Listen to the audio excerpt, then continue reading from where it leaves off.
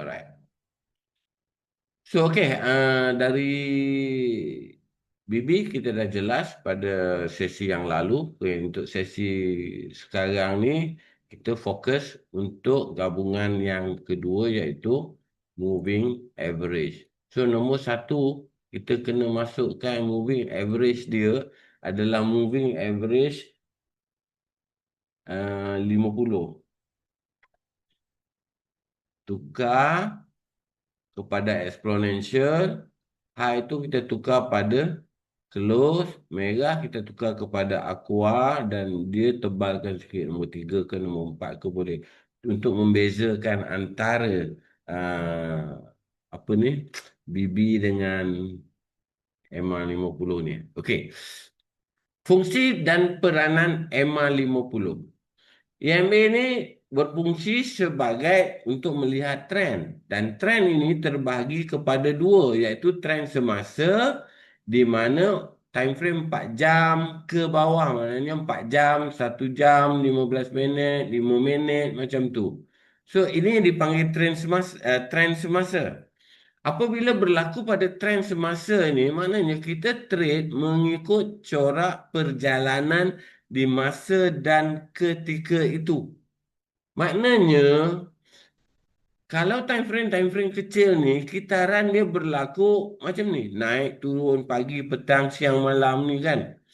Uh, Pergerakan dia tidak menentu. Kalau kita melihat pada satu time frame. Iaitu especially di time frame kecil.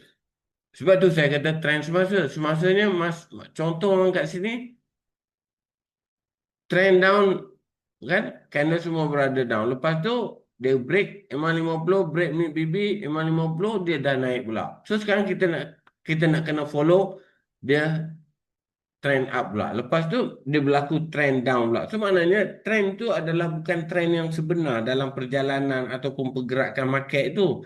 Sebab itu saya bagi pada dua, trend semasa dan trend major. Okey, sekarang kalau 5 minit. Kalau di 1 jam, juga begitu. Pagi, market berada di atas, petang dan malam, market berada di bawah trend. Maknanya kita tidak tahu arah ataupun hala tuju pergerakan market itu yang sebenar. Sebab itu, dalam masa satu hari ini, market boleh akan membentuk kenaikan dan penurunan dalam 12 candle untuk time frame 1 jam ni satu hari. Kalau kita pergi pada 4 jam, dia melibatkan 1 minggu.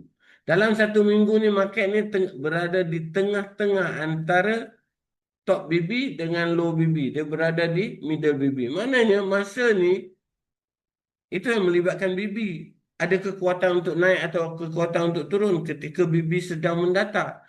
Kalau kita melihat daripada MA50 ni tidak membentuk sebarang trend. Kalau dah dia memberi ataupun signal menunjukkan trend itu bermula, bagaimana perjalanan dia, so mana kita boleh ikut untuk dalam masa 1 minggu. Sebab itu dalam masa 1 minggu, kalau kita lihat di sudut ini je, ini 1 minggu. Contoh Okay. Ini 1 minggu antara kolom ni kan, line putih ni. So maknanya ketika ini market sedang naik. Tapi kenaikan ini, adakah kenaikan ini diteruskan dengan momentum? Kalau tidak ada momentum, balik pada fungsi dan peranan BB. So maknanya apa? Walaupun trend menunjuk naik, tetapi kekuatan untuk meneruskan perjalanan ini tidak berlaku. So maknanya kita boleh mengambil posisi yang opposite dengan trend. Tapi ini kena ingat, ini trend-trend di time frame 4 jam ke bawah adalah trend-trend yang bersifat sementara. Tidak kekal dia jadi itu. Dia cuma berlaku untuk mungkin 1 minggu. Kenaikan dan penurunan dia. So dalam masa 1 minggu ni ada setup signal yang macam mana kita nak kena tengok berpandukan pada trend. Sebab itu di time frame 4 jam ke bawah, di time frame semasa, saya selalunya tidak mengambil orang kata apa, mengambil kira sangat tentang trend ni. Sebab itu saya pergi kepada major trend, iaitu major trend itu time frame daily, weekly dan monthly. Sebab satu candle daily dia melibatkan pergerakan hari ini dan untuk besok dan hari-hari seterusnya. Sebab itu bila kita beralih kepada time frame daily, kita tengok satu kolom ini melibatkan satu bulan. Sebenarnya sekali dia melakukan pertukaran tren ataupun kekuatan perjalanan itu dan melibatkan tren, nampak tak? Bila berlaku tren penurunan dan momentum juga melakukan penurunan, itu maknanya continuation dia lebih jauh pergerakan dia. Okey. So, kita boleh membuat anggaran pergerakan-pergerakan ini sejauh mana dengan selagi tren ini bergantung kepada kenaikan ataupun penurunan. Kalau market menunjukkan penurunan, maknanya kekuatan penurunan itu disokong oleh major trend. Kalau di daily. Sekarang EMA 50 dan momentum berlaku macam mana? Trend sudah bertukar ke arah mana? Okey, sebelum berlaku pertukaran arah trend ini, apa yang sedang berlaku pada fungsi dan peranan BB pada yang kedua?